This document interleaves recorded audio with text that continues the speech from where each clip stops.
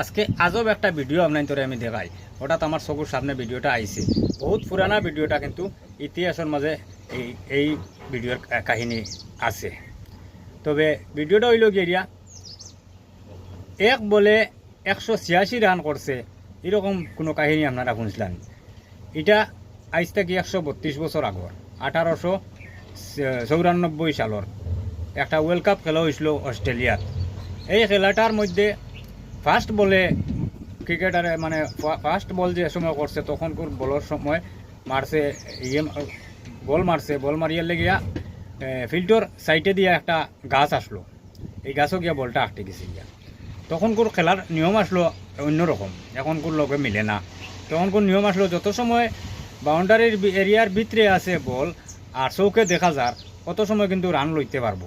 এতে বল আনতে পারো না আনতে পারো, লেট করো তোমাতানোর, যত জলদি আনবাই তোমাতানোর ব্যাপারটা।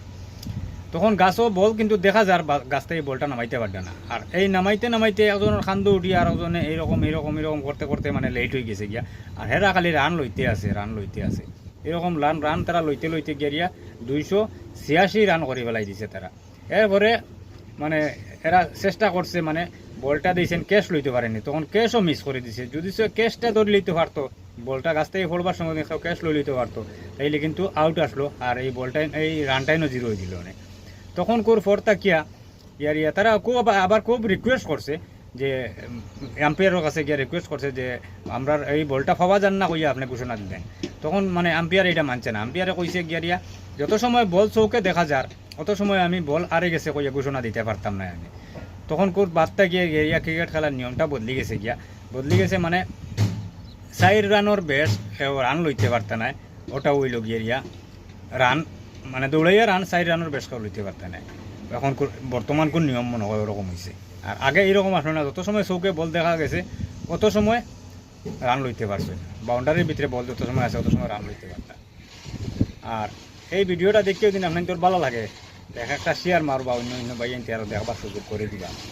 क्या कोई बल्लेबाज एक बॉल पे 286 रन भी बना सकता है? सुनने में बड़ा अजीब लग रहा है, मगर इस खिलाड़ी ने कारनामा करके दिखा दिया था। आज से ठीक 132 साल पहले 15 जनवरी 1894 में ऑस्ट्रेलिया में एक मैच खेला गया विक्टोरिया और स्क्रैच 11 टीम के बीच। विक्टोरिया ने पहली बैटिंग करते हुए उसके ओपनर बल्लेबाज ने पहली बॉल पे ऐसा शॉट मार दिया, क्रिकेट ग्राउंड के बीच में जो पेड़ खड़ा था वो बॉल उस पेड़ के ऊपर जाके फंस गई। काफी मशक्कत करने के बाद जब बॉल नीचे नहीं आई, क्योंकि उस टाइम स्टेज पैडियो की फैसिलिटी नहीं थी कि लगा के उसको उतारा जा सके, सभी प्लेयर इकट्ठा होकर अंपायर के पास आते हैं, रिक्वेस्ट करते हैं कि आप बॉल को लॉस्ट घोषित कर दीजिए कि गुम हो चुकी है। उस टाइम के रूल अलग थे। अंपायर ने समझाया जब तक बॉल बाउंड्री के अंदर है और आंखों से दिख रही है तो उसे लॉस्ट घोषित नहीं कर सकते। इसी दौरान बल्लेबाजों ने अपना दौड़ना विकेट टू विकेट कायम रखा और काफी मशक्कत करने के बाद एक फायर मारा गया, 2-3 फायर मारे, एक फायर लग गया बॉल के पास में जाके और बॉल नीचे गिर गई। मगर बॉल नीचे गिरने से पहले अगर प्लेयर्स उसे कैच कर लेते, पहला तो उनको विकेट मिल जाती, दूसरा उन्होंने जितने भी रन लिए थे वो जीरो हो जाते, मगर ऐसा नहीं हुआ। विकेट टू विकेट दौड़ के उस टाइम तक बल्लेबाज ने 286 रन ले चुका था। और